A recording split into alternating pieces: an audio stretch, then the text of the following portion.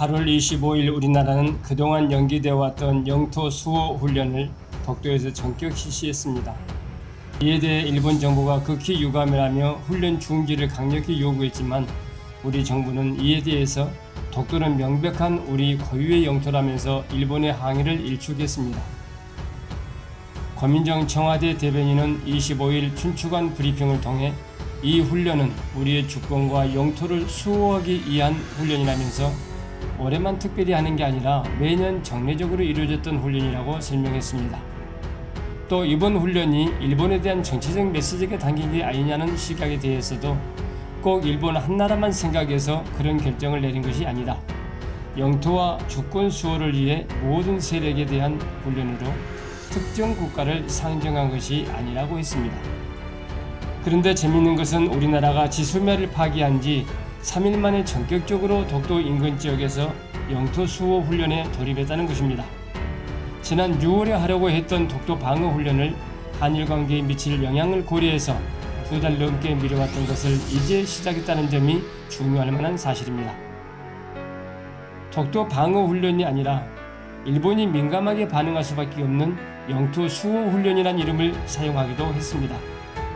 이지스함 세종대왕함과 육군 특수전 사령부 병력을 동원한 것도 1996년 독도 방어 훈련 이후에 처음이라고 합니다.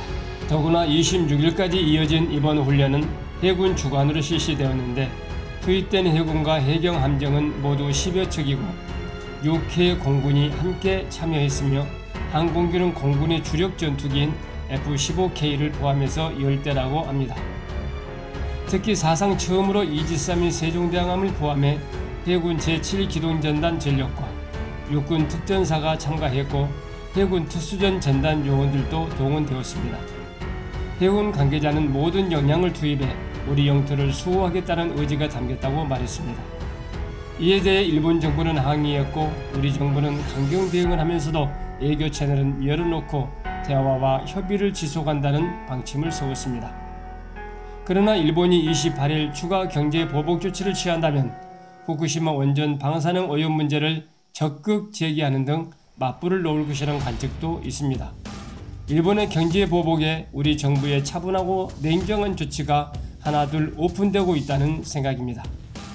첫째 대응 조치는 지소미아 종료였습니다. 저는 우리 정부가 지소미아 종료라는 강수를 뚫을 수 있었던 이유가 우리 국민들의 높은 자긍심과 살아있는 민족원에 있다고 이미 말씀드린 바가 있습니다. 노 저펜, 노 아베 운동의 발로가 살아있는 민족원과 자긍심이었다는 것입니다. 그리고 독도를 중심으로 한 영토 수호 훈련이 우리 정부의 두 번째 대응 조치라고 생각합니다. 그래서 과거 훈련보다 2배 정도의 전력을 투입해서 우리 영토에 대한 수호 의지를 확고히 다지는 한편 일본을 비롯한 주변 국가들에게 우리의 뜻을 각인시키고 있는 것입니다. 우리는 지난 평창 동계올림픽 때 일본의 요구로 독도를 뺀 한반도기를 사용했습니다.